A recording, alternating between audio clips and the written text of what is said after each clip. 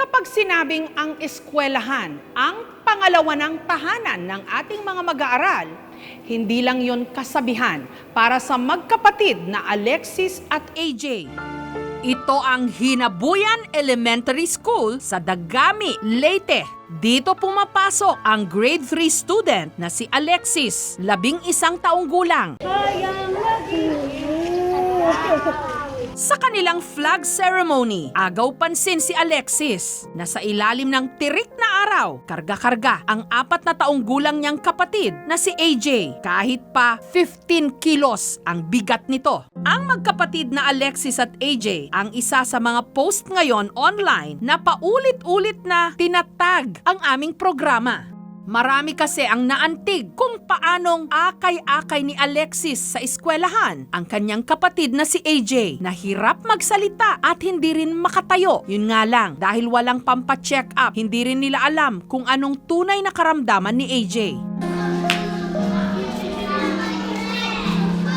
Sa loob ng classroom, pinagsasabay ni Alexis ang kanyang pag-aaral at ang pag-aaruga sa kanyang kapatid.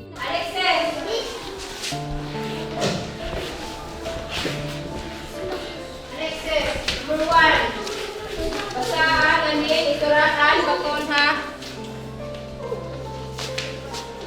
Grade 3 pa kita ha. Sunod ka mo, grade 3. Number 1. Magaling naman po si Alexis sa klase at hindi naman po nakaka-apekto yun sa pag-aaral niya. Kaya bilib na bilib po kami sa kanya. Siya po ay desididong mag-aral po kahit na po ganyan yung kalagayan niya. Kukurian. Papabayaan ko lang siya, wala namang magbabantay. Dinala ko na lang siya dito. Ang magkapatid nakatira talaga sa barangay Kalugtugan. 3 kilometro ang layo mula sa paaralan. Araw-araw itong nilalakad ni Alexis, papasok ng eskwela, karga-karga si AJ. 3 barangay pa nalakad at nanay may nagpapasakay. Nasakay na lang para di rin mali. Nung nalaman ito ng kanilang school head na si Geraldine Nical, para hindi na mahirapan ang kanyang estudyante, naisipan niyang patirahin ang magkapatid sa principal's office. Kung ganyan, wala kang inuuwian doon, wala kayong kasama, kayo lang, wala kang makakain. Gusto mo ba dito ka lang muna? Sige ma'am. Kaya ang paaralan na siyang dapat pangalawang tahanan ng mga mag-aaral, 1 linggo na ngayong pangunahing tirahan ng magkapatid. Pagkatapos ng klase, diretso sina Alexis at AJ sa principal's office na nagsisilbi nilang kwarto kung saan sila nagpapalipas ng magdamag. At kasama rin nilang nakatira rito ang isa pa nilang kapatid, ang 9 na taong gulang na si Aljur. Nagsisilbing kusina ni Alexis ang school canteen.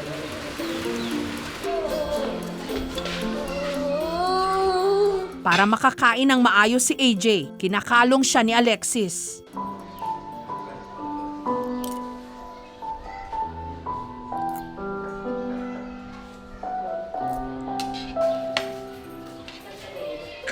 Minsan lang nabibilangan.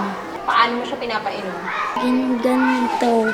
Tapos papainom ko na siya.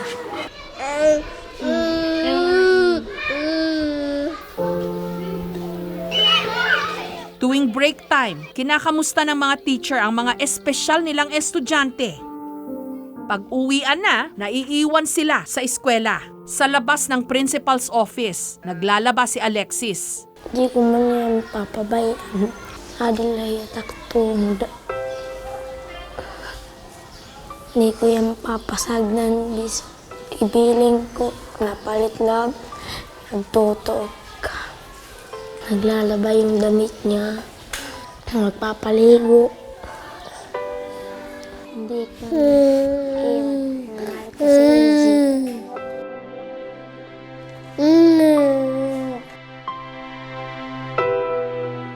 Pagsapit ng gabi, ang natira nilang tanghalian, ang kanilang pinagsasaluhan. Maya-maya pa, inuusog na ni Alexis ang mga mesa at upuan para mailatag ang kutsyon na idinonate sa kanila.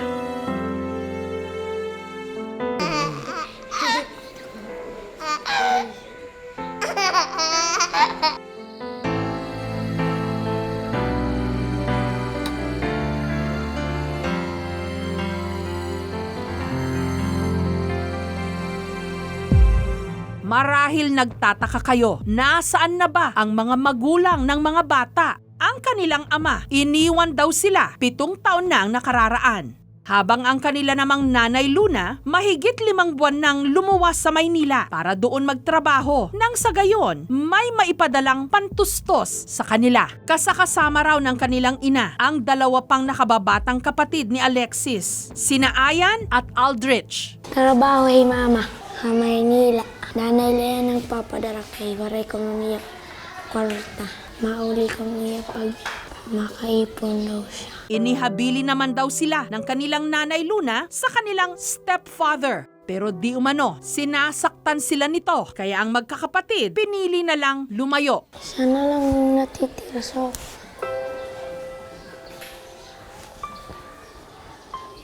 hindi naman siya pinapansin ng tatay niya.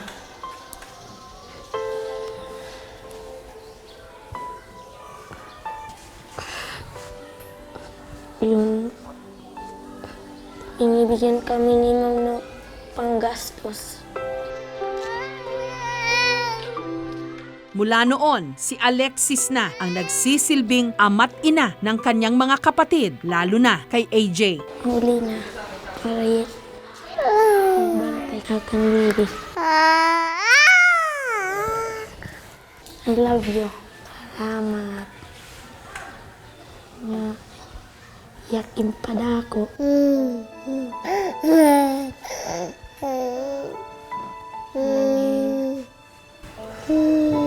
Yakin.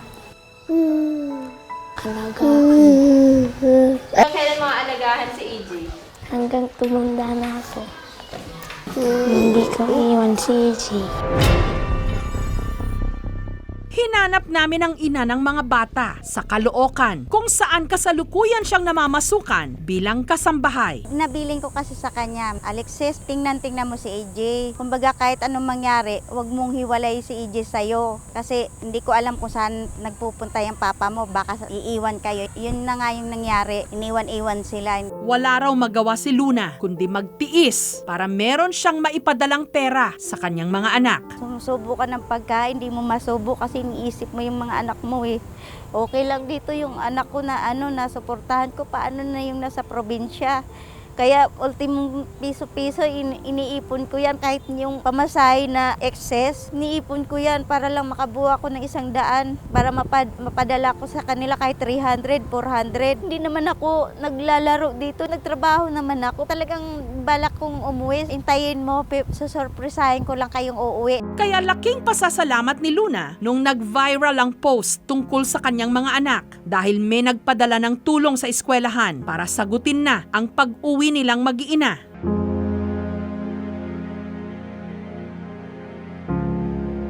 Nitong Miyerkules, buong akala ni Alexis, ordinaryong araw lang ito sa kanilang eskwelahan. Ngayon ako nanay nagtatrabaho para makatapos kami ang pag-eskwela. Ang hindi niya alam, unti-unti nang matutupad ang kanyang munting kahilingan.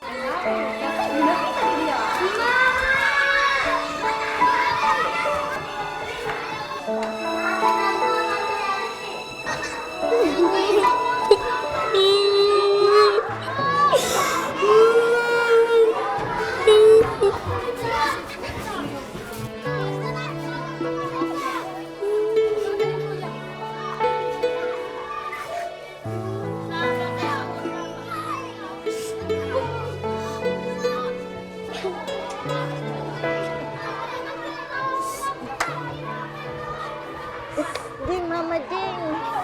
Ding!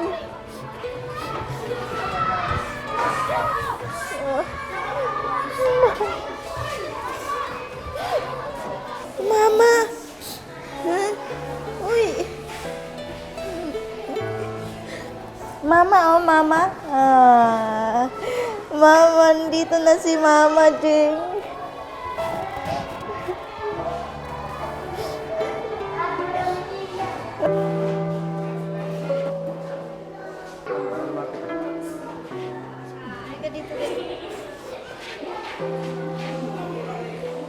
Bakit na paano? Nano ka? Ha?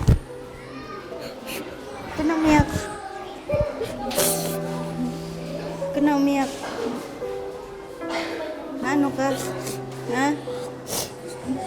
Huwag ka na umiyak. Ay, ito na nga, oh. Umuwi na si Ichi, oh. Hawakan mo. Huwag ka naman na. Oh, kuya. Kuya, yan si kuya. Kuya, oh. Maraming salamat nak sa pag-alaga mo sa kapatid mo. Maraming salamat.